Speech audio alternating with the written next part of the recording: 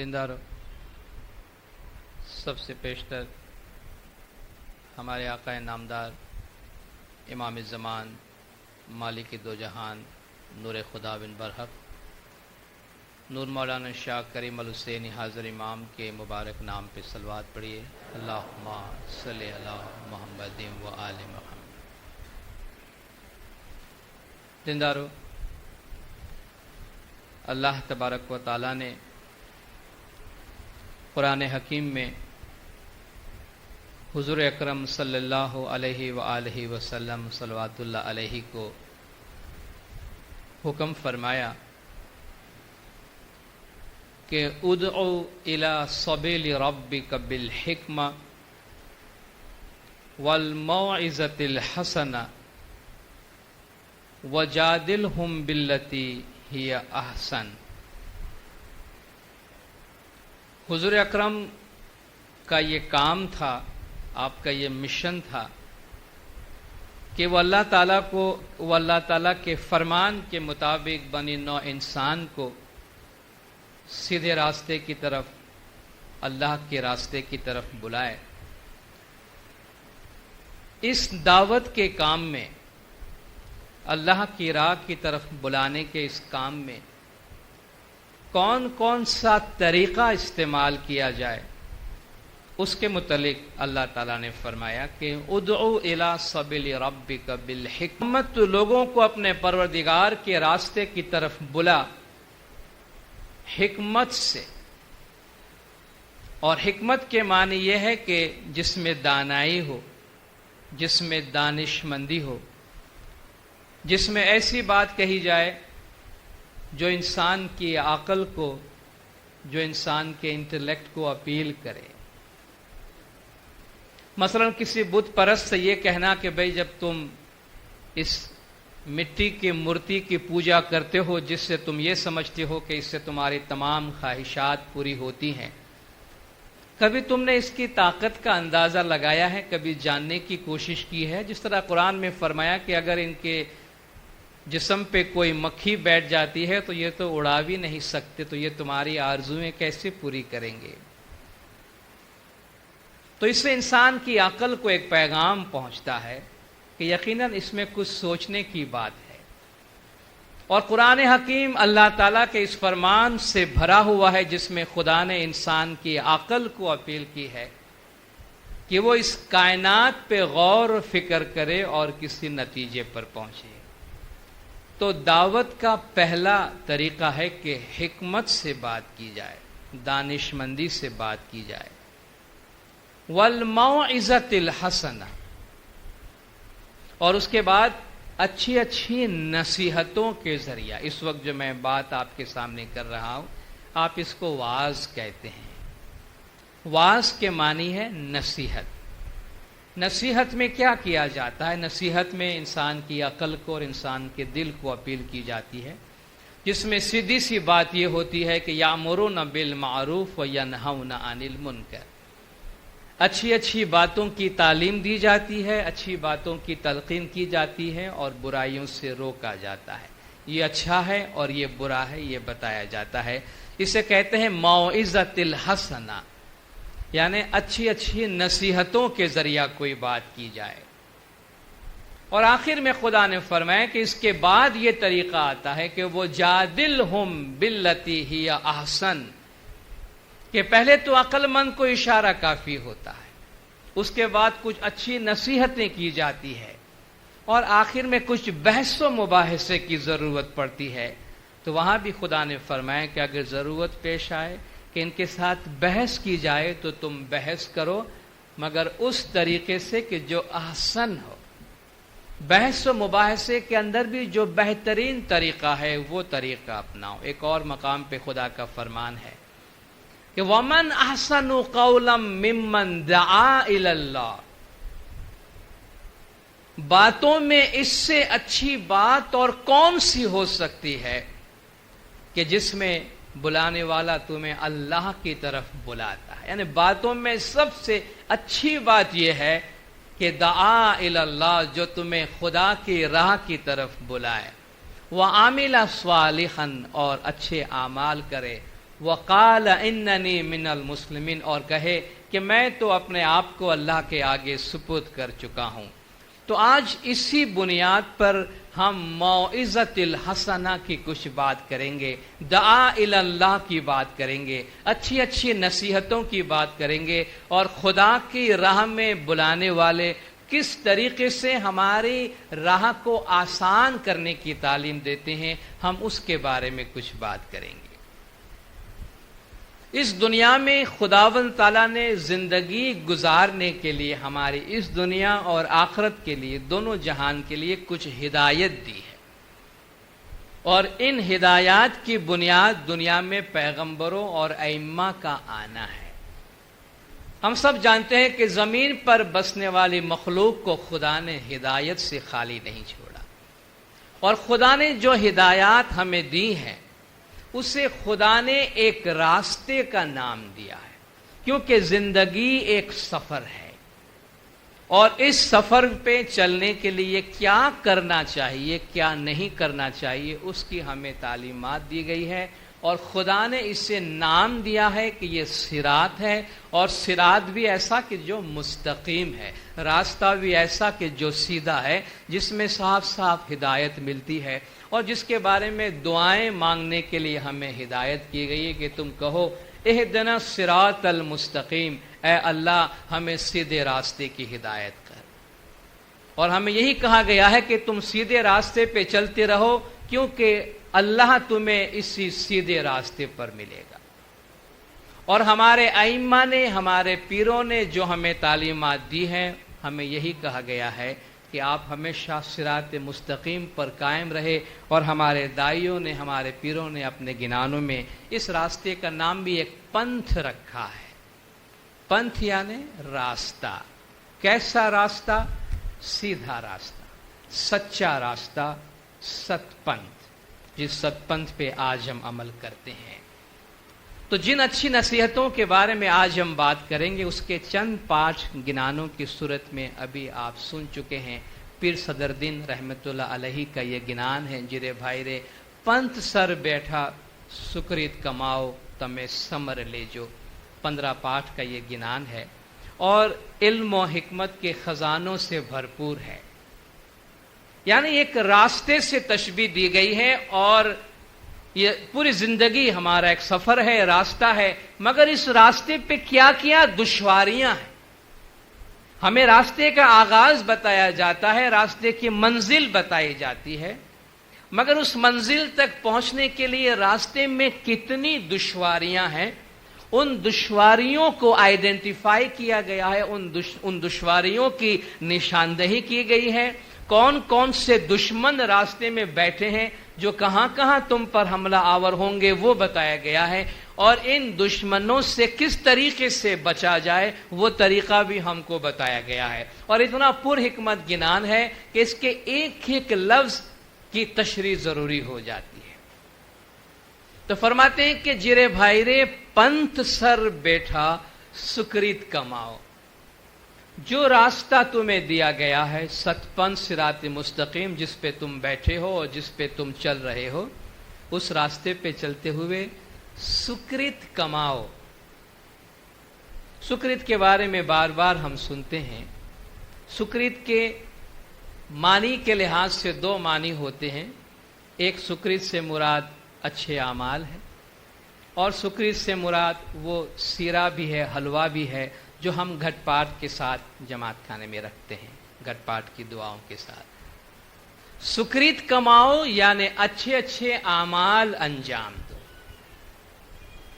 آگے خداوند پوچھیں گے تم میں کیسی سکریت لے آیا جی۔ اگلی دنیا میں تم سے سوال پوچھا جائے گا کہ تم نے اپنے ساتھ سکریت کیا لائے ہو، تم اعمال کیا لے کر آئے ہو۔ فَمَن يَعْمَلْ مِثْقَالَ ذَرَّةٍ شَرًّا يَرَهُ وَمَن يَعْمَلْ مِثْقَالَ ذَرَّةٍ خَيْرًا يَرَهُ۔ جو رائی کے دانے کے مطابق دانے جتنا بھی برا عمل کرے گا وہ اس کو دیکھے گا، جو رائی کے دانے جتنا اچھا عمل کرے گا وہ اس کو دیکھے گا۔ تو فرماتے ہیں پنتھ سر بیٹھا سکریت کماؤ، اور دوسری سکریت جو ہم گھٹ پاٹ کے ساتھ رکھتے ہیں، کھیر، کھان، گرت، امرت بھوجن، یہ 4-5 ان 5 چیزوں کو ملا کر ایک حلوہ تیار کرتے ہیں. گنانوں میں اس کا ذکر ہے کہ کھیر کھانڈ گرت امرت بھوجن اے لاویے سار، یعنی دودھ، شکر، کھیر کھان، گرت، گھی، امرت بھوجن، اچھے اچھے کھانوں کو جمع کرو. یہ 5 وستو بھیڑی کری بھائی تینو کر جو تھاڑ. ان 5 چیزوں کو جمع کر کے اس کا تھال بنانا، اور یہ تھال ہم جماعت کی طرف سے زمانے کے امام کی خدمت میں ایک نذرانے کے طور پر پیش کرتے ہیں، جس میں علامتی طور پر سمبولیکلی مثال کے طور پر یہ میسج موجود ہے کہ ان خالص اشیاء کی طرح ہم اچھے اور نیک خالص اعمال، ست صبوری خمیہ ایمان اور ذکر جس کا بیان آگے آئے گا، ان اچھے اعمال کا تحفہ ہم زمانے کے امام کی حضور میں پیش کرتے ہیں. اور اکثر یہ سوال اٹھتا ہے کہ بھئی ہم جب تسبیح پڑھتے ہیں اور اس میں دعا مانگتے ہیں یا مولا، تو گر جماعت کو دسون سکرت میں پورا رکھ. تو دسون تو ہم سمجھتے ہیں کہ اپنی حق حلال کی کمائی میں سے امام کا حق مال واجبات 8واں حصہ ہم کو نکالنا ہے.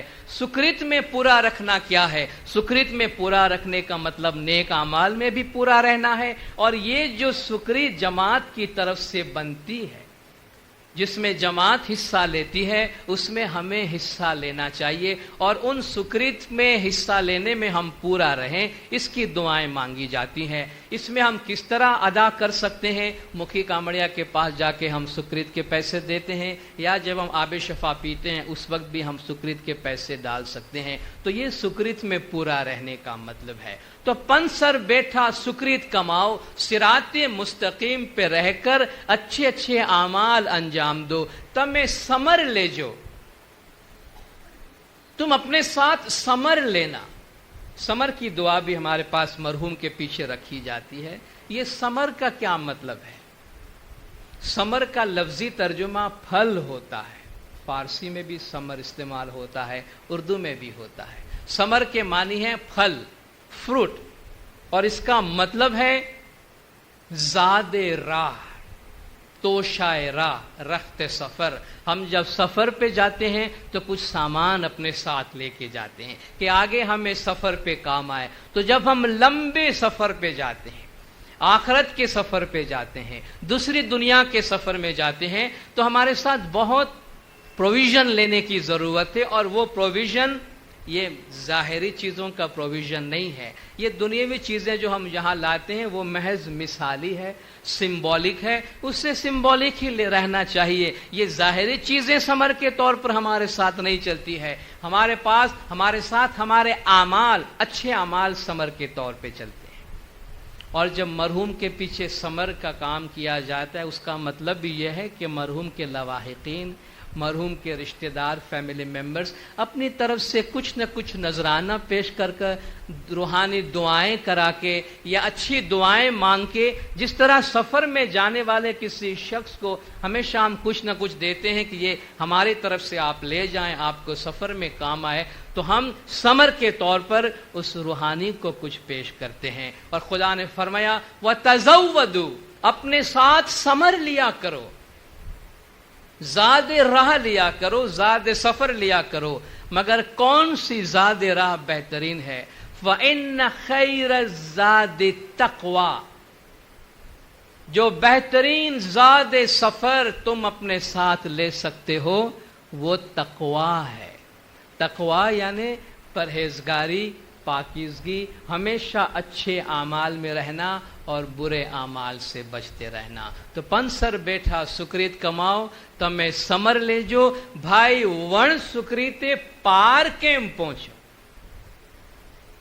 سکریت کے بغیر پار کیسے پہنچو گے؟ پار پہنچنے کا کیا مطلب ہے؟ گنان میں آپ کو بار بار یہ ملتا ہے کہ آپ کو پار پہنچنا ہے، اس کنارے پہ جانا ہے. یہ گنان میں ایک بہت ہی بھرپور طور پر یہ تشبیہ استعمال کی گئی ہے اور بار بار استعمال کی گئی ہے کہ اس دنیا کو ایک سمندر سے تشبیہ دی گئی ہے. سنسار ساگر کہا گیا ہے، بھو ساگر کہا گیا ہے. زندگی کا سمندر کہا گیا ہے، بحر حیات کہا گیا ہے، اور حیات کے اس سمندر سے ہم کو اس کنارے پہ پہنچنا ہے، مگر اس سمندر میں بہت طوفان ہے، اس لیے فرماتے ہیں کہ ناؤ بھلی علی شاہ کی جامے ٹھور اپا، سنسار ساگر مدے وان اپنا گرجی نوریارے، آشا سنسار لگائے وکھڑو پار، کہ اس سنسار کے سمندر میں، اس بھو ساگر میں میرے مولا نے کشتی رکھی ہے، اور امام کی کشتی کیا ہے؟ ناؤ بھلی علی شاہ کی، علی کی یہ کشتی کیا ہے؟ مولا علی کی کشتی مولا علی کی تابعداری ہے، مولا علی کی فرمان برداری ہے، ان کا سچ پنتھ ہے، ان کی ہدایت ہے، ان کا راستہ ہے، جام ٹھور اپار، جس میں بہت زیادہ استقلال ہے، اس کشتی میں بہت زیادہ مضبوطی ہے، جو سمندر کے طوفان سے ہلتی نہیں ہے۔ جے کوئی چڑھے اس ناؤ میں سو بھی ہے رے ہمارا، جو اس کشتی میں سوار ہو جائے وہ ہمارا ہے۔ تو آشا یہ جو سنسار ساگر ہے اس کے لیے فرماتے ہیں کہ بھائی ون سکریتے پار کیم پہنچو، اگر تمہارے پاس اعمال نہیں ہوں گے، تمہارے پاس سکرت نہیں ہوں گے، اچھے کام نہیں ہوں گے، تو پار کیسے پہنچو گے؟ جب پار نہیں پہنچو گے تو اسی سمندر میں کہیں ڈوب کے رہ جاؤ گے، اس لیے پار پہنچنے کے لیے راستہ بتایا گیا ہے۔ جرے بھائی رے دور دیش جاونا، ابھی سفر کا آغاز ہوا ہے، دور دیش جاونا، کیونکہ ہم دور دیش سے آئے ہیں۔ گنان میں دوسری جگہ آپ کو ملتا ہے نا کہ دور دیش تھی آیو ون جارو شامل سودا کیجیے، کہ بندہ اے مسافر تو بہت دور کی نگری سے آیا ہے۔ یہ دور دیش کیا ہے؟ ہمارا اصل مکان ہے، جس کو اونچ تھی آیو بندے، اونچے مقام سے آیا ہے، اور جب دور دیش سے آئے ہوں تو دور دیش جانا ہے۔ انا للہ و انا الیہ راجعون، دور دیش آونا، تم دور مقام سے آئے ہو، اور دور دیش جاونا، تمہیں بہت دور کے مکان پہ جانا ہے۔ دور دیش جاونا ویرا مارگ دوہیلو، جس راستے سے تمہیں گزرنا ہے وہ راستہ مشکل ہے، وہ راستہ ڈیفیکلٹ ہے، اس میں بہت پریشانیاں ہیں راستے میں۔ یہ وکھڑو مارگ کیم کرے پہنچو، یہ جو مشکل راستہ ہے اس میں سے تم کس طریقے سے پار پہنچ سکتے ہو، اور وہ طریقہ ہم کو بتایا گیا ہے۔ جرے بھائی رے پانچیں چور اینے پنت سر بیٹھا، مارگ سر بیٹھا تے دیکھنتا صحبت لوٹے۔ سب سے پہلے یہ خبردار کر دیا گیا کہ اس راستے کے اوپر 5 چور بیٹھے ہوئے ہیں، 5 چور بیٹھے ہوئے ہیں۔ قرآن حکیم کی جب ہم سٹڈی کرتے ہیں تو آپ نے سنا ہوگا حضرت آدم علیہ السلام کا قصہ اور شیطان کا، ابلیس کا قصہ، کہ جب خدا نے تمام فرشتوں سے کہا کہ وہ آدم کے آگے سجدہ کرے، اور تمام فرشتوں نے کیا، ایک نے نہیں کیا، جو شیطان ہو گیا، خدا نے اس سے ملعون کیا، مردود کیا، اور فرمایا کہ تو نکل جا میرے دربار سے۔ اس وقت جاتے ہوئے شیطان نے ایک بات کہی، قرآن کی آیت ہے کہ تو مجھے اپنے دربار سے مردود کرتا ہے، نکالتا ہے، مگر میں تیرے مومن بندوں کو نہیں چھوڑوں گا۔ لَأَقْعُدَنَّ لَهُمْ صِرَاطَكَ الْمُسْتَقِيمَ، جو تیرا سیدھا راستہ ہے وہاں میں تیرے مومنین کے واسطے بیٹھوں گا، ان کے آگے سے، پیچھے سے، دائیں سے، بائیں سے، اوپر سے، نیچے سے، ہر جگہ پر میں ان پہ حملہ آور ہوں گا۔ خدا نے فرمایا جو میرے سچے مومن ہیں اس پہ تیرا کوئی بھی بس نہیں چلے گا، مگر شیطان نے یہ کہا، جس کو خدا نے قرآن میں ریکارڈ کیا، کہ وہ صراط مستقیم پر بیٹھے گا۔ اس لیے صراط مستقیم کوئی ایسی چیز نہیں ہے کہ ایک دفعہ ہم راستے پہ بیٹھ گئے پھر آرام سے بیٹھ گئے۔ ہمیں اس لیے کہا گیا کہ ہم صبح و شام ہمیشہ صراط مستقیم پہ رہنے کی دعائیں مانگے، کیونکہ شیطان کے سارے حملے وہیں ہوتے ہیں۔ جو شیطان کے دوست ہو چکے ہیں، شیطان کو ان کی فکر نہیں ہے، شیطان اپنی دکان وہاں لگاتا ہے کہ جہاں سے مومن گزرتے ہیں، کیونکہ اس کو اپنے فوجوں میں اضافہ کرنے کی ضرورت پڑتی ہے۔ تو 5 چور एणे पंथ सिर बैठा, उस रास्ते पे 5 चोर बैठे हैं।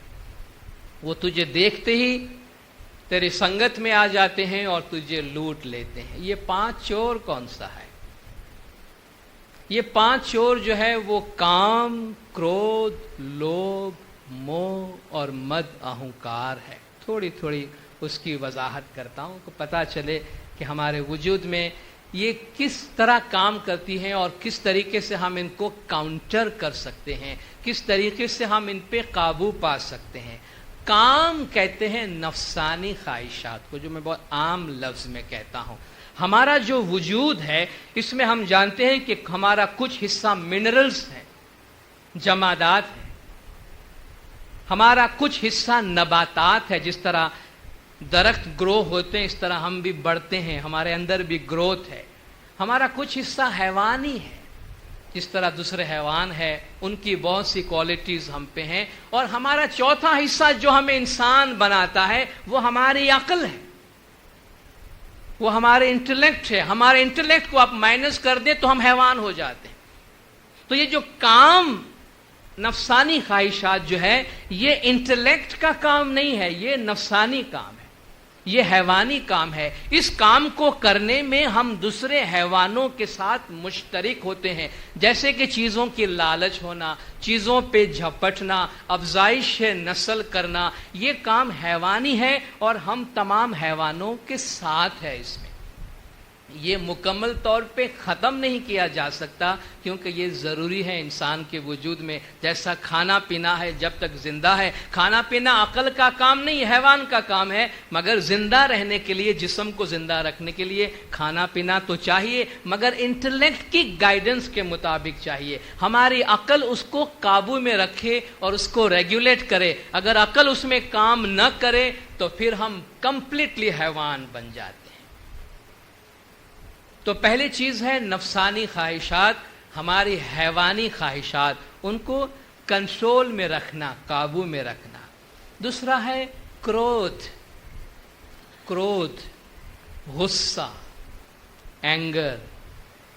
गुस्सा नॉर्मली आदमी को उसी वक्त आता है जब उसकी अकल काम नहीं करती है। इंसान कितनी अहमकाना हरकतें कर जाता है गुस्से में आके।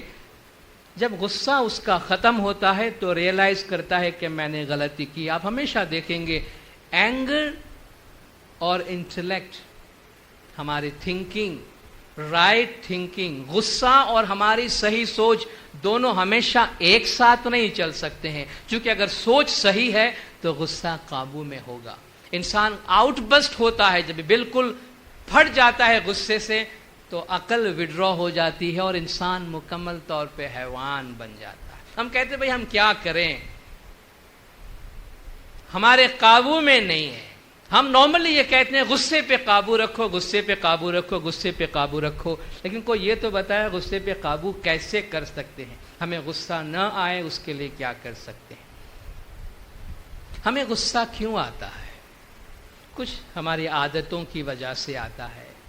हमारी इन तमाम चीज़ों का ताल्लुक हमारी फिक्र के साथ है, हमारी सोच के साथ है। हम दुनिया को और अल्लाह के कानून को कितना जानते हैं और कितना समझते हैं उस पर डिपेंड करता है। मुझे फलान पे गुस्सा इसलिए आया कि इसने मेरी मर्जी के मुताबिक काम नहीं किया। मैं रास्ते से जा रहा, मुझे रास्ता नहीं मिल रहा है, मैं गुस्से में आ रहा हूँ। यानी जो काम मेरी मर्जी के मुताबिक न हो तो मैं चिड़चिड़ा हो जाता हूँ, गुस्से में आता हूँ और बकने लगता हूँ। जिसमें मैं क्या कहना चाहता हूँ, ये जो मेरा गुस्सा है इसमें मैं कहना क्या चाहता हूं? मैं कहना ये चाहता हूं कि सब लोगों को मेरी मर्जी पे चलना चाहिए। ये मेरी मर्जी पे क्यों नहीं चलते हैं, इसलिए मुझे गुस्सा आता है। और ये हमारे दिमाग की सबसे बड़ी खलल है। क्या ये लाजमी है कि सारी दुनिया और या हमारे घर के हर शख्स हमारी मर्जी के मुताबिक काम करे? अगर हम ये मान लें कि दुनिया का हर आदमी अपनी जगह पे अपनी मर्जी के मुताबिक, अपनी दानिश के मुताबिक जो दुरुस्त लगता है इस तरह वो काम करता है और उसको वैसा करने का हक है जैसा कि मुझे ऐसा काम करने का हक है, तो हमारा गुस्सा काफी हद तक कंट्रोल में आ सकता है। बहुत से लोग ऐसे काम कर जाते हैं जो उनके काबू में नहीं होते हैं, उनकी मर्जी के मुताबिक भी नहीं होते हैं, मगर ये दुनिया है, ये संसार है।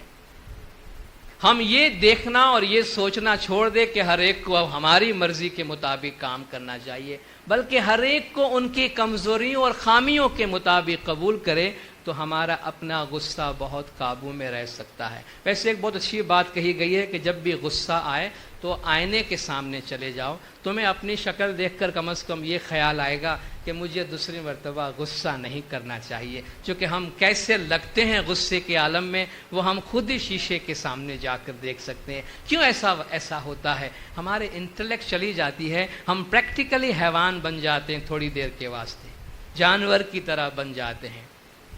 ایک بچے کو بہت غصہ آتا تھا تو اس کے باپ نے اس کو نصیحت کرنے کے واسطے، اس کے غصے پہ قابو دلانے کے واسطے اسے کہا، اسے ایک ہتھوڑا دیا اور بہت ساری کیلیں دے دی، اس کو نیلز دے دیے، اور اپنے گھر کے باہر جو فینس بنی ہوئی تھی لکڑی کی وہاں لے گیا کہ بیٹا جب بھی تجھے غصہ آوے یہ لمبی کیل جو ہے یہ فینس کے اندر ڈالتے رہنا، ہتھوڑے سے یہ کیل تو لکڑی میں ڈالتے رہنا، اس سے تیرا غصہ کم ہو جائے گا۔ تو پہلے دن، چونکہ پہلے دن کا غصہ تھا، اس کی عادت تھی، تو 37 کیلیں اس نے فینس میں ڈال دی، اور اس نے محسوس کیا کہ یہ غصے کے مقابلے میں یہ کام زیادہ محنت والا ہے، اس سے اچھا ہے کہ میں غصہ کم کروں تاکہ مجھے تھوڑی کم کیلیں ڈالنی پڑی۔ تو آہستہ آہستہ آہستہ آہستہ اس کی کیلیں کم ہوتی گئی، اور ایک وقت ایسا آیا کہ ایک دن ایک بھی غصہ اس کو نہیں آیا۔ کہا ڈیڈی میں نے غصے پہ قابو پا لیا ہے، آج میں نے ایک بھی کیل جو ہے وہ فینس میں نہیں ڈالی۔ کہا بیٹا بہت اچھا، اب جب بھی تو غصے پہ قابو کر تو ایک ایک کیل کو باہر نکالنا، جس طرح تو نے ڈالا ہے اس طرح اب ان کو باہر نکال، جب بھی غصے پہ قابو کر لے اس کو باہر نکال۔ تو کئی دن غصے پہ قابو کرنے کے بعد اس نے تمام کیلیں جو ہے وہ اس فینس میں سے نکال لی، اور باپ کو جا کر کہا کہ میں نے تمام کیلیں نکال لی، میرا غصہ کافی قابو میں ہے۔ تو باپ اس کو اس فینس کے پاس لے گیا اور اس لکڑی پہ کہا کہ ذرا اس پہ ہاتھ تو پھیرو، اس کی حالت کیا ہے۔ تو دیکھا اس میں ڈھیر سارے سوراخ ہیں، بالکل اس کی شکل بگڑ گئی ہے کیلیں ڈالنے اور نکالنے کی وجہ سے۔ کہا بیٹا دیکھو غصے کی عالم میں تم جب جو کچھ بھی کر ڈالتے ہو وہ یہ ہے، تم اگر کیلیں نکال بھی لوگے نا تب بھی یہ داغ جو پڑ گئے ہیں اور یہ جو شکل بگڑ گئی ہے یہ ٹھیک نہیں ہوں گی۔ تو ہم غصے کی عالم میں اپنی زبان سے لوگوں کو جو کچھ کہہ ڈالتے ہیں یا جو حرکتیں کر ڈالتے ہیں، جو رشتے ناطے توڑ ڈالتے ہیں، جو دوستیاں خراب کر ڈالتے ہیں، جو ماحول بگاڑ ڈالتے ہیں، کہ بعد میں آپ کتنا بھی سوری بولو، کتنا بھی معافی مانگو، پھر یہ چیزیں درست نہیں ہوتی ہے، ان کا جو دھبا ہے وہ رہ جاتا ہے، اس کا جو زخم ہے وہ رہ جاتا ہے۔ اس لیے کوشش کرو کہ یہ کیلیں تم کو ڈالنے کی ضرورت ہی نہ پڑے۔ تو وہ حماقت سے شروع ہوتا ہے اور افسوس پہ جا کے ندامت پہ جا کے ختم ہوتا ہے۔ تو ہمارا جو غصہ ہے وہ ہر لحاظ سے ہمارا دشمن ہے۔ جو آدمی خدا کی یاد میں رہتا ہے، خدا کے ذکر میں رہتا ہے، سنجیدہ رہتا ہے، اپنی فکر میں رہتا ہے، اس سے غصہ کم آتا ہے۔ وہ جو 5 چور راستے میں بیٹھے ہیں، کام ہے، کرودھ ہے، لوبھ ہے، لالچ، حل من مزید، زیادہ سے زیادہ کی چاہت، جتنا ہو سکے اتنا مجھے لا کر دو، یہ حیوانی خواہشات ہے۔ موہ، دنیا پر عاشق ہو جانا، دنیا پر فریفتہ ہو جانا، ہر ظاہری چیز کو دیکھ کر اس پہ عاشق ہو جانا اور اس کو حاصل کرنے کی کوشش کرنا، یہ موہ ہے۔ اور 5ویں چیز ہے مد یا اہنکار۔ مد اہنکار ساتھ میں آتا ہے، اس کا مطلب ہے بڑائی، گھمنڈ، میں بہت بڑا ہوں۔ اور خدا نے انسان کی اگر کسی عادت کو بہت ناپسند کیا ہے تو وہ یہ کہ خدا فرماتے ہیں خلق الانسان ضعیفا، ہم نے انسان کو کمزور پیدا کیا ہے، اور یہ انسان ہے کہ خود کو خدا سمجھتا ہے چھوٹے چھوٹے کام کر کے۔ اس لیے ہمیں سکھاتا ہے کہ تم اللہ اکبر بولو، اللہ بڑا ہے، تاکہ تم کو خیال ہو کہ تم کتنے چھوٹے ہو، تم میں کوئی بڑائی نہیں۔ تم سے کہا جاتا ہے کہو الحمدللہ، اگر میں نے کچھ اچھا کر بھی لیا تو اس خدا نے مجھے اس کی طاقت دی ہے، میری کوئی طاقت نہیں ہے۔ عرب نیوز کے ایڈیٹر نے مولانا حاضر امام سے ایک دفعہ ایک سوال کیا کہ یو ہائنس یقیناً آپ نے بہت سے کام دنیا میں انجام دیے ہیں اور سب سے آپ بہت خوش ہوں گے. آپ کی زندگی کا پراؤڈسٹ اچیومنٹ کون سا ہے؟ یہ لفظ اس نے استعمال کیا. What is your proudest achievement? ایسا کام جس پہ آپ کو بہت بڑائی ہو، آپ کو فخر ہو کہ آپ نے یہ کام کیا ہے. امام نے فرمایا I think proud is the wrong word to use. امام نے فرمایا پراؤڈ کا لفظ غلط استعمال ہوا ہے، یہ لفظ استعمال نہیں ہونا چاہیے. امام نے فرمایا ایز اے مسلم، ایک مسلمان کے طور پہ ہم سے کہا گیا ہے کہ ہم پراؤڈ نہ ہو، گھمنڈ نہ کرے، بڑائی نہ کرے، خدا کا شکر ادا کرے. اتنا کہہ کے امام نے اپنا جواب ختم کر دیا. اس کے اللہ کے شکر گزار ہے. یہ جو لفظ ہے بڑائی میرے شاہ کو نہ بھاوے، ہمیں ہیڑا کھیڑا تھینے چالیا. میرے مولا کو بڑائی پسند نہیں ہے. اذا جاء نصر اللہ والفتح، حضور اکرم کو خدا کا ارشاد ہے، فتح مکہ کا موقع ہے، سارے دشمن حضور کے قبضے میں آ رہے ہیں. جب دنیا کے کسی اور علاقے میں دشمن کسی قابو میں آتا ہے تو سب سے پہلا کام دشمن کو ختم کرنے کے لیے کیا جاتا ہے. مگر یہاں خدا نے فرمایا اذا جاء نصر اللہ والفتح، جب اللہ کی مدد آئے اور فتح آئے، وَرَأَيْتَ النَّاسَ يَدْخُلُونَ فِي دِينِ اللَّهِ أَفْوَاجًا، اور تو دیکھے کہ لوگ فوج در فوج دین اسلام میں داخل ہو رہے ہیں. فَسَبِّحْ بِحَمْدِ رَبِّكَ وَاسْتَغْفِرْ، تو اپنے پروردگار کے نام کی تسبیح پڑھ اور استغفار کر اپنے گناہوں کی معافی مانگ. انہو کان توابا، بے شک وہ بہت زیادہ رجوع کرنے والا ہے. تو جب بھی ہم سے کوئی اچھا کام ہو تو بجائے یہ کہنے کہ میں نے کوئی بہت بڑا کام کیا ہے، فوراً شکرن للہ والحمدللہ کہتے ہوئے اپنے سر کو جھکا دیں کہ اس میں میرا کچھ بھی نہیں ہے، جو کچھ ہے وہ میرے مولا کا ہے، میرے پروردگار کا ہے. تو یہ جو چور 5 بیٹھے ہوئے ہیں جو ہمارے راہوں میں رکاوٹیں پیدا کرتے، ہم پہ حملہ آور ہوتے ہیں، کام، کرودھ، لوبھ، موہ، مد، کہتے ان سے بچ کے رہنا، یہ دیکھتے ہی تم پر حملہ آور ہوتے ہیں. آگے فرماتے ہیں جرے بھائی رے جے جیو صدگر نے وائے کہ نہیں پورا، پانچے کھڑنگے نہیں شورا، تینے پھر پھری چور جو لوٹے. یہ جو 5 چور ہیں وہ حملہ آور ہوتے ہیں کن پہ؟ جے جیو صدگر نے وائے کہ نہیں پورا، جو میرے مولا کے فرمان پہ عمل نہیں کرتے ہیں، جو مولا کے فرمان بردار نہیں ہے. پانچے کھڑنگے نہیں شورا، اپنے 5 تلواروں کو سنبھالا نہیں ہے انہوں نے. 5 چور بیٹھے ہیں تو 5 چور کے واسطے 5 تلوار کی ضرورت ہے، اور یہی وہ 5 خوبیاں ہیں جو سکرت میں ہم دیتے ہیں. 5 کھڑنگے نہیں شورا، جنہوں نے 5 تلواروں کو سنبھال کے نہیں رکھا ہے ان پہ چور حملہ آور ہوتے ہیں. یہ 5 تلوار کون سی ہے؟ یہ 5 تلوار ست، صبوری، کھمیا، ایمان اور ذکر ہے. ست یعنی سچائی، کبھی بھی سچ پہ کمپرومائز نہیں کرنا، کبھی بھی سچائی پہ کمپرومائز نہیں کرنا، خواہ کتنے بھی لالچ آ جائے، کوئی بھی بات آ جائے. جو انسان سچا ہے وہ سچا ہے. صبر، کوئی بھی مصیبت آ جائے اسے قدرت کی طرف سے آزمائش سمجھ کر، اپنے اعمال کا نتیجہ سمجھ کر یا دنیا کے واقعات کو سمجھ کر اسے قبول کر لینا چاہیے. صبر کا مطلب یہ ہے، صبر کا مطلب یہ ہے کہ ہم اللہ کا قانون اپنے ہاتھ میں نہیں لیتے. کسی نے مجھ پہ ظلم کیا، میں کہتا ہوں میں دگنا ظلم کر کے تم کو بتاؤں گا، تو یہ صبر نہیں ہے. ہم کہتے ہیں خدا کے قانون میں انصاف ہے، یہ جانے خدا جانے. میں خدا کے قانون کو تسلیم کرتا ہوں، میں تجھے خدا کے سپرد کرتا ہوں، اور وہ صبر ہے. وَبَشِّرِ الصَّابِرِينَ، صبر کرنے والوں کو مبارکباد دو. جب ان پہ مصیبتیں آتی ہے تو کہتے ہیں انا للہ و انا الیہ راجعون، ہم تو اللہ سے ہیں اور اللہ کی طرف جانے والے ہیں. تو صبر ہر حالت میں مرضی مولا از ہمیں اولا، مولا کی مرضی کو تمام چیزوں پر بالاتر اور فوقیت دینی چاہیے. کھمیا، ست، صبوری، کھمیا، کھمیا کے معنی ہے معاف کرنا. माफ करना। किसी ने हमारे साथ बुरा किया, हम उससे माफ करें। 5 तंतु, ये जो 5 चीजें हैं, इन पांचों का एक लीडर है। 5 तत्वों में सरदार छे भाई तेनु खमिया नाम, जे खमिया राखे देही मां तेने त्या सब उठी करे सलाम। ये सत सबूरी खमिया ईमान जिक्र, ये 5 की जो फौज है, ये 5 जो तलवार है, इसमें एक लीडर है और वो है खमिया, माफ करने वाला। और याद रखिए, माफ करने वाला हमेशा बड़ा होता, बदला लेने वाला बड़ा नहीं होता, माफ करने वाला बड़ा होता है।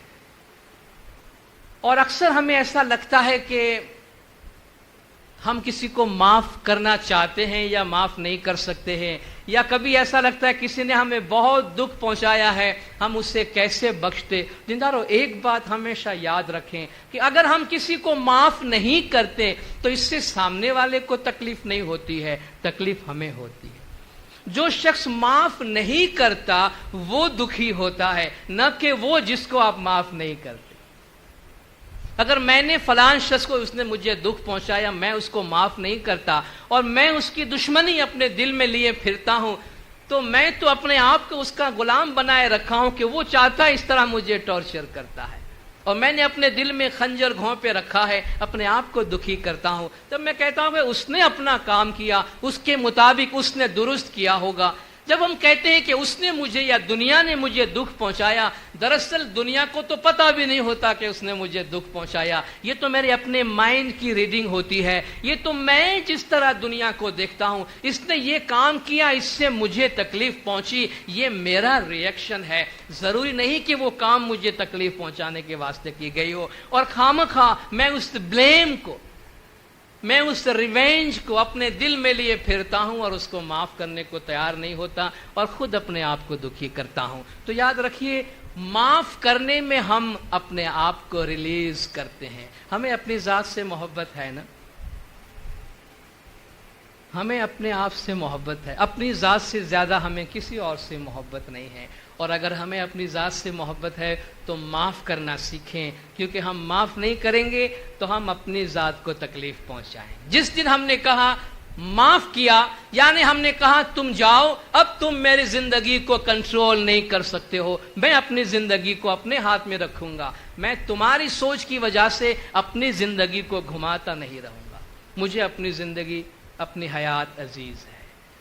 इसलिए कहा खमिया बहुत बड़ी चीज है। ये पैगंबरों की सिफत है, ये औलिया अंबिया की सिफत है, ये अइम्मा की सिफत है। सत सबूरी खमिया, ईमान, हमेशा मजबूत ईमान में रहना। और 5वीं चीज जिक्र, हमेशा खुदा की याद में रहना। ये 5 तलवार है जो इन 5 तलवारों से लैस है। 5 खड़ंगे शुरा, जो इन 5 तलवारों को संभाला हुआ है, उसको चोर कुछ नहीं कर सकता, लेकिन जो 5 तलवारों को नहीं संभाल सकता, चोर उन पे हमला आवर होता है। जीरे भाई रे हूं करी अहंकार न मेले, काड़ क्रोध न मेले, ते केम करी पारज पहुंचे। जो हमेशा हूं करता रहता है, मैं करता रहता है, मेरे सिवा दुनिया में कोई नहीं है और मेरे जैसा कोई नहीं है, तो कहते काम क्रोध इसका हूं करने वाला इंसान, अपनी अना पे चलने वाला इंसान बड़ाई नहीं छोड़ता तो पार कैसे पहुंचेगा। इमाम की संगत चाहिए, तुझको तो मिले जो छोड़े हूं। मौला की संगत तब मिलेंगी जब छोड़े हूं, जब ये मैं पना छोड़ेगा। सब बातें साईं को सौंपिए, हरदम कहवे तू ही तू, सब कुछ उसके हवाले करो, सब कुछ मौला के हवाले करो और कहो कि या मौला तू ही तू है। जब ये बड़ाई निकलेंगी तो घमंड भी निकल जाएगा, जब ये हूं मैं पना निकल जाएगा। और जब इंसान खुदा के जिक्र में रहता है, खुदा की याद में रहता है, तो फिर बड़ाई नहीं आती। बड़ाई उधर आती है जहां मोमिन खुदा की याद में नहीं रहता है। जिरे भाई रे कायर अचेत जे क्रिया ना हीणा, सते दिते हीणा, तेने फिर चोर ज लूटे। आप देखिए एक एक लाइन के अंदर ऐसे ऐसे टर्म्स इस्तेमाल हुए हैं कि एक एक लफ्ज अपनी अपनी जगह पे तशरीह मांगते। कायर, बुज़दिल, मजहब के रास्ते में, धर्म के रास्ते पे जो मेहनत करने वाला नहीं है, हिम्मत करने वाला नहीं है, उसे कायर कहते हैं। कायर, अचेत, जो होशियार नहीं है, संभला हुआ नहीं है, जो किरियाना हीणा, जिसके अच्छे अमाल नहीं है, बुरे अमाल वाले है, अधूरे अमाल वाला है। सत्य दिते हीणा, सच्चाई में भी खाली है, देने में भी खाली है, देता भी नहीं है धर्म के रास्ते, हर लिहाज से खाली है, कुछ करने वाला नहीं है, हर लिहाज से कमजोर है। तेने फिर फिर चोर जो लूटे। अगर हमारा इम्यून सिस्टम बॉडी का कमजोर है तो बार बार हम पे बीमारी हमलावर होती है ना। बिल्कुल इसी तरह बॉडी का इम्यून सिस्टम अगर कमजोर होगा तो बंदा हमेशा बीमार होगा, लेकिन बॉडी का इम्यून सिस्टम अगर स्ट्रांग होगा तो बड़ी बड़ी बीमारियों से फाइट करने की ताकत उसके अंदर होगी। तो जिसके पास इतनी सारी अखलाकी बीमारियां हो वो तो हमेशा बीमार ही रहेगा, वो मजहब के रास्ते में आगे नहीं बढ़ सकेगा। तो फरमाते हैं जिनमें इतनी किस्म की अखलाकी बीमारियां मौजूद हो, चोर तो उसके सर पर ही बैठा होगा और बार बार एक कमजोर आदमी जा रहा है जिसमें फाइट करने की ताकत नहीं है तो हर दफा चोर उसको रास्ते में लूटेगा। जिसके पास तलवार नहीं है, कोई हथियार नहीं है, तो चोर तो हमलावर होंगे। तो उन हथियारों को, अच्छे अमाल के हथियारों को पकड़ने की और संभालने की जरूरत है। जिरे भाई रे जे जीव सदगुर ने वाय के छे पूरा, जो मेरे मुर्शिद के फरमान पे मुकम्मल है, पूरी ताबेदारी करता है और पूरा फरमान बरदार है। पांचे खड़ंगे छे शूरा, पांचों तलवारों को संभाला हुआ है, पांचों खूबियों को अपने हाथ में रखा हुआ है। तेने केम करी चोर जो लूटे, उसे चोर किस तरह लूट सकता है? जो कमजोर है, जिसके पास कुछ भी नहीं है, चोर उस पे हमलावर होता है। इसलिए मौला ने फरमाया सिरात मुस्तकीम पे कायम रहो और ख्याल रखो कोई भी तुम्हें गुमराह न करने पाए, अपनी बनावटी आर्ग्यूमेंट्स के जरिया तुम्हें रास्ते से हटाने न पाए। इसके लिए हमें संभाल कर होशियार, जो फरमाया अचेत, गाफिल नहीं रहो बल्कि संभाल के होशियार बन के रहो। जिरे भाई रे सदगुर ते जे वीरा आपे तरे, औरा ने तारे, जे जीव सद धर्म मार्ग राहती पार जो पहुंचे। सच्चा मुर्शिद कौन है? सतगुर ते सच्चा अच्छा मुर्शिद वो है जो खुद तो नजात पाता है। जाहिर है जो लीडर है वो आगे आगे रहेगा और पीछे उम्मत को लेके जाएगा। सदगुर ते जे आपे तरे, वो खुद तैरना जानता है, अच्छी तरह तैरना जानता है, वो खुद किनारे तक पहुंचने वाला है और दूसरों को अपने साथ संभाल के हाथ पकड़कर, पीर सदरुद्दीन पकड़ी बाएं भव सागर उतारिया। पीर सदरुद्दीन ने तुम्हारा हाथ थाम कर तुम्हें इस बहरे हयात से, भव सागर से निकाला है। तो सदगुर वो जो खुद पार पहुंचता है, दूसरों को अपने साथ संभाल के पार पहुंचाता है, उस मंजिल पे ले जाता है। जे जीव सत धर्म मार्ग राहती पार जो पहुंचे। जो मोमिन सच्चाई के रास्ते से, सत धर्म सतपंथ के रास्ते से मंजिल पर पहुंचता है, उस पार पहुंचता है। फिर मोमिन की खूबी बताई गई कि जिरे भाई रे मोमन तेज वीरा आपे मरे, मर तक हो ही रहे वे, ते जीव सही अमरा पूरी पहुंचे। मोमन वो है जे आपे मरे, मर तक हो ही रहे। मुतु कब्ल अन तमुतु, ये हुजूर की हदीस सूफिया के नजदीक बहुत मशहूर है कि मरने से पहले मर जाओ। मरने से पहले मर जाने का क्या मतलब है? इसकी एक छोटी सी तशबीह अगर दी जाए, हम बुरा न मनाएं इस बात को, क्योंकि ये कोई अनहोनी तो है ही नहीं, लेकिन हम सिर्फ इमेज करते। मौला हम सबकी उम्र बहुत लंबी करे, लंबी उम्र दे और सेहत से भरपूर उम्र दे, हम दुनिया की तमाम लिज्जतों से भी महजूज हों और दूसरे जहान की नेमत को भी हासिल करें। मगर कुदरत का एक कानून है, उसको थोड़ी देर पहले से हम ज़रा उसको देख लें। ज़रा थोड़ी देर के लिए हम ये सोच सकते हैं कि हम इस दुनिया से जा रहे हैं। जाना तो सबको है, सोचने में क्या हर्ज है? क्या हम अपनी मौत का, अपने जनाजे का मंजर देख सकते हैं थोड़ी देर? कि हम दुनिया से जा रहे हैं, मर गए हैं, ہمارا جنازہ لے کے جا رہا ہے دوسرے لوگ ہمیں قبر میں اتارنے کے واسطے. ہم دنیا کو رخصت کہتے ہوئے جا رہے ہیں اور جاتے ہوئے ہم اپنے ان تمام چیزوں کو دیکھ رہے ہیں جن سے ہمیں بڑی محبت ہے. ہمارے ماں باپ، بھائی بہن، بیوی بچے، گھر سنسار، یہ سارے مال و دولت جس پہ ہم نے پوری زندگی اپنی گنوا دی، اس کو ہم دیکھتے ہوئے جا رہے ہیں. ذرا بتا سکتے ہیں اس وقت ان چیزوں کی ہماری اونرشپ کیا ہے؟ ان چیزوں کے ساتھ ہمارا رشتہ کیا ہے؟ کتنا رہ جاتا ہے؟ جب ہم مر جاتے ہیں تو ان چیزوں سے ہمارا کیا رشتہ رہتا ہے؟ ہماری اونرشپ کیا ہے؟ لیز ختم ہو جاتی ہے، بات ختم ہو جاتی ہے. مال ملکیت تو نہیں ہے نا ہماری. اگر ہم جیتے جی یہ تصور کریں کہ ہم مرے ہوئے ہیں، ان چیزوں سے ہمارا کوئی رشتہ نہیں ہے، تو ہم تھوڑا ڈیٹیچڈ رہ سکتے ہیں. یہ جو اٹیچمنٹ لوگ کہتے ہیں بڑے دکھ ہے، بہت پریشانی ہے، بڑی غمگین ہے، بہت ڈپریشن ہے، بہت ٹینشن ہے، بس سٹریس ہے، یہ ساری چیزیں کیا ہیں؟ پھر ہم اچھے سے اچھے ڈاکٹرز کے پاس جاتے ہیں، بڑی سی بڑی میڈیسن کی بات کرتے ہیں. دنیا کا کوئی بھی ڈاکٹر آپ کو دنیا سے محبت کم کرنے کی میڈیسن نہیں دے گا. وہ ہم کو سلانے کی میڈیسن دے گا، لیکن یہ نہیں بولے گا کہ بیٹا تمہارے دکھ کا علاج یہ ہے، ذرا مایا سے محبت کم کرو، ذرا دنیا سے اٹیچمنٹ کم کرو، چیزوں سے لگاؤ کم کرو، مادی چیزوں سے لگاؤ ہٹاؤ، ذرا روحانی چیزوں سے لگاؤ پیدا کرو. یہ جو چیزیں آج تمہارے لیے ٹینشن پیدا کرتی ہے، کل تمہیں بچوں کا کھیل نظر آئے گا. ہم جب زمین پہ چلتے ہیں تو لوگوں سے ٹکراتے ہیں، جب ہوائی جہاز میں بیٹھے ہوتے ہیں تو یہ تو ہم کو نظر بھی نہیں آتے ہیں، مٹی کا کھلونا نظر آتا ہے. یہ اتنی بڑی بڑی عمارتیں تنکے نظر آتے ہیں نا ہمیں نیچے. فرق کیا پڑ گیا؟ آلٹیٹیوڈ ہمارا اونچا ہو گیا.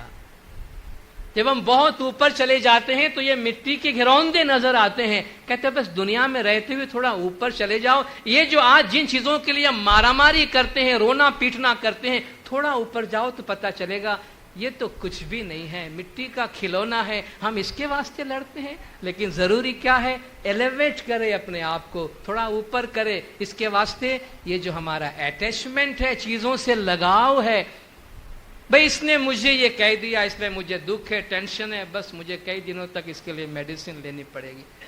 یہ ایک اٹیچمنٹ کی بات ہے. کہ اس نے وہ کیا جو اس کی مرضی تھی.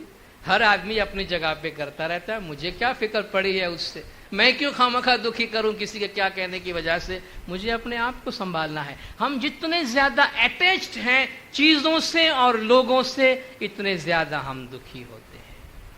تو اگر ایک دفعہ مرتک ہو ہی رہیے، مرنا سیکھ جائیں تو ان تمام چیزوں سے ہمارا لگاؤ جو ہے وہ ختم ہو جائے گا. اس لیے کہا گیا کہ موتو قبل ان تموتو، اثر مرنے سے پہلے دنیا میں ہی مر جاؤ تاکہ چیزوں سے لگاؤ تمہاری کم ہو جائے. جرے بھائی رے آٹھے ہی پہور جینے آپ کی چھے چنتا، جینے جیونی چھے چنتا تینے کلجگ کیم کری لوپے. آٹھوں ہی پہور 24 گھنٹہ جسے اپنی فکر ہے. پدمڑی نے تو پوتانی چنتا، جو سب سے اچھی روح ہے اس کو گھر کی بھی فکر نہیں، پڑوسی کی بھی فکر نہیں. اپنی ذمہ داری سب پوری کرتے ہیں، مگر معلوم ہے اپنی روح کی فکر مجھے خود کو کرنی ہے. بس میری روح کے لیے کوئی دوسرا کرنے والا نہیں ہے، تو میں اپنی ذمہ داری پوری کروں. آٹھ ہی پہر جنہیں آپ کی سے چنتا، جنہیں جیونی سے، جسے اپنی فکر ہے، اپنی روح کی فکر ہے. تینے کلجگ کیم کرے لوپے، اس سے کلجگ کس طرح دھوکہ دے سکتا ہے، اس سے کلجگ کی برائیاں کس طرح پریشان کر سکتی ہے، جو ہمیشہ اپنی فکر میں ہے. آپ دیکھیں نا، ہم دکھی کب ہوتے ہیں؟ جب ہمارے پاس دکھی ہونے کا یا فکر کرنے کی فرصت ہوتی ہے. ہم اتنے مصروف ہیں اپنی روح کی فکر کرنے میں کہ دنیا کی کسی اور چیز سے دکھی ہونے کا ہمارے پاس ٹائم نہیں ہے. اتنے مصروف ہو جائے اپنی روحانیت کی فکر میں کہ دنیا ہمیں پریشانی نہ کرے. تو ایسے جیو کو کلجگ پریشان نہیں کر سکتی ہے. مومن تے جے دھرتی جیوا تینو من چھے نرمل پانی. جرے بھائی رے مومن دھرتی کی طرح ہے، زمین کی طرح ہے. کتنا بھی زور اس پہ لگاؤ، اس کو کتنی بھی تکلیف دو، یہ تمہیں فصل دیتی ہے، اناج دیتی ہے، اچھا کام کرتی ہے. کتنی اچھی بات کہتے ہیں کہ ایک پھول ہے، گلاب کے پھول کو آپ اپنے پیروں تلے، جوتوں کے تلے مسل ڈالیں، اس کے باوجود اس میں سے کیا آئے گی؟ خوشبو ہی آئے گی، وہ گالی نہیں دے گی آپ۔ اس کی زندگی ایسی ہے۔ مومن تیجے دھرتی جیوا، زمین پہ ہل چلاؤ، اس کو تکلیف دو، وہ تمہیں سامنے نیکی دیتا۔ تینو من چھے نرمل پانی، مومن کا دل صاف شفاف پانی کی طرح ہوتا ہے، اس میں کسی قسم کی کوئی کدورت نہیں ہوتی ہے۔ جرے بھائی رے گنان بھنے سنے، تینو بھید جو بوجھے، تیجیو کہیے ستی سنتوکھی۔ سمجھدار، سیانا، ستی بندہ اور روح وہ ہے جو گنان بھنے سنے، تینو بھید جو بوجھے، جو علم کی بات سنے، علم کی طرف توجہ دے۔ اور جب علم کی بات ہوئی تو درمیان میں یہ میں عرض کرنا چاہوں گا، ہماری روحانی ترقی کی راہ میں، ہماری دنیاوی زندگی کو بھی اچھا کرنے کے لیے، ہماری جسمانی، ہماری جذباتی، ہماری روحانی، ہماری مینٹل ہیلتھ، ان تمام چیزوں کے جو ہماری صحت ہے، اس کو برقرار رکھنے میں اچھی کتابیں بہت مدد کرتی ہیں۔ اگر ہماری عادت ہے اور ہمارے پاس وقت ہے کہ ہم کتابیں پڑھ سکیں، ہم اپنی زندگی میں ضرور کچھ اچھی کتابیں ضرور پڑھیں۔ عبادت ہم کرتے ہیں، تسبیح پڑھتے ہیں، وہ ایک پر کی طرح ہے، اڑنے کے واسطے دونوں پر چاہیے، جس میں عمل ہو اور علم ہو، گنان ہو۔ اور اس گنان کے لیے دنیا میں علم و حکمت کا بھنڈار موجود ہے، اس لیے تھوڑا سا ٹائم روزانہ ضرور نکالے۔ اگر ہم پڑھنا لکھنا اچھی طرح جانتے ہیں اور انجوائے کرتے ہیں، کوئی نہ کوئی اچھی کتاب اٹھائے جو انسانی زندگی کے بارے میں ہو اور اس سے علم حاصل کرے، کیونکہ علم کا حاصل کرنا روحانی ترقی کے واسطے بہت ضروری ہے۔ جرے بھائی رے گنان بھنے سنے، توئے اہنکار نہ میلے، کال کرودھ نہ ملے، بھائی تس سر مہادن رچیش ہے۔ لیکن گنان سنتا ہے، علم کی باتیں سنتا ہے، پڑھتا ہے، مگر اس کا بھید نہیں سمجھتا، بڑائی نہیں چھوڑتا ہے، کاڑ کرودھ غصہ نہیں چھوڑتا، تیش نہیں چھوڑتا، اس کے سر پر قیامت برپا ہوگی، یعنی ایسا شخص دنیا میں بہت زیادہ پریشان ہوگا۔ جرے بھائی رے جانی کری بھولیا، تینو ٹھامج ناہی۔ جو جان بوجھ کے بھول گیا، اس کی کوئی جگہ نہیں ہے۔ مرشد تو راستہ بتاتے ہیں، راستے پہ چلنا بھی سکھاتے ہیں، ہاتھ پکڑ کر اس طرف لے جاتے ہیں، اس کے باوجود کوئی اگر بھولنا چاہتا ہے، بار بار اس کو سڑک پہ لے آئے اور بار بار آپ کا ہاتھ چھوڑ کے سڑک سے اتر جائے، دور چلا جائے، تو آپ کیا کر سکتے ہیں؟ جو جان بوجھ کر مرشد کی راہ سے ہٹ جاتا ہے، تینو ٹھام جنا ہے، اس کا کوئی ٹھکانہ نہیں ہے۔ پتہ نہیں وہ کہاں جائے گا، کس طریقے سے ضائع ہو جائے گا، کب کہاں حادثہ پیش آئے، کب کہاں ختم ہو جائے۔ جو مرشد کے سائے میں نہیں چلتا، وہ ہمیشہ شیطان کے خطرے میں رہے گا۔ تو جانی کری بھولیا، تینو ٹھام جناہی، تے جیو 24 کروڑ ماہ بھیرشے۔ یہ بندہ جو ہے وہ 24 کروڑوں کے ساتھ جا کر ملے گا۔ یہ 24 کروڑ کیا ہے؟ گنان میں اننت اکھاڑوں میں آیا ہے کہ 36 کروڑ پورا دھرمی نرسر اسلام شاہ نے بھیٹیا، کہ امام اسلام شاہ کے ساتھ 36 کروڑ لوگ تھے جنہوں نے ان کی تابعداری کی۔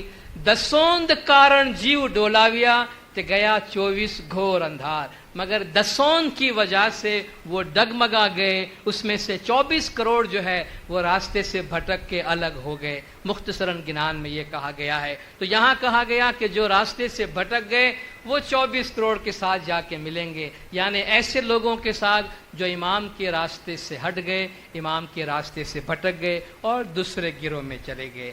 جرے بھائی رے گنان امی مہارس پیر بھناوے صدر دن، بائی سکرت ونا پار کیم پہنچو۔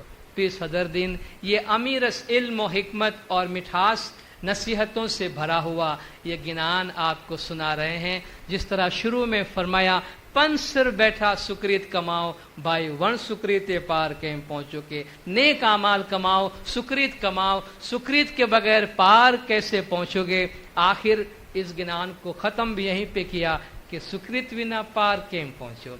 सुकृत के बगैर, अच्छे अमाल के बगैर, नेक अमाल के बगैर पार कैसे पहुंचोगे। तो जब हम रूहानी मजालिस में आते हैं, रूह की बात करते हैं, आखिरत की बात करते हैं, रूहानी सफ़र की बात करते हैं, तो ये मस्त थोड़ी देर कुछ अच्छी अच्छी बातें सुनकर उनको एंजॉय करने के वास्ते नहीं है कि भाई बहुत मज़ा आया, बड़ी अच्छी बातें सुनी। मज़ा आया या नहीं आया वो दूसरी बात है। इसमें से हम क्या अपने साथ ले जा सकते हैं। सबसे अहम चीज़ ये है, हम बाजार का चक्कर लगा घर चले जाते हैं, वो विंडो शॉपिंग होती है, हमने एंजॉय कर लिया, लेकिन हम कुछ चीज़ लाए अपने वास्ते या नहीं, हमने हासिल किया, क्या किया अपने साथ, क्या लेकर गए।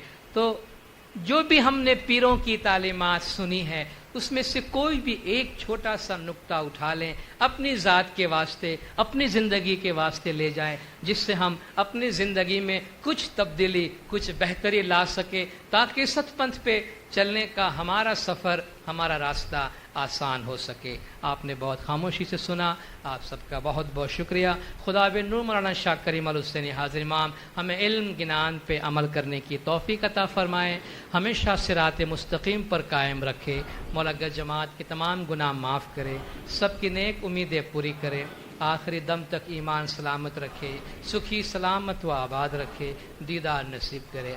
सलवात पढ़े दिनदार, अल्लाहुम्मा सल्ली अला मुहम्मदिन व आले मुहम्मद।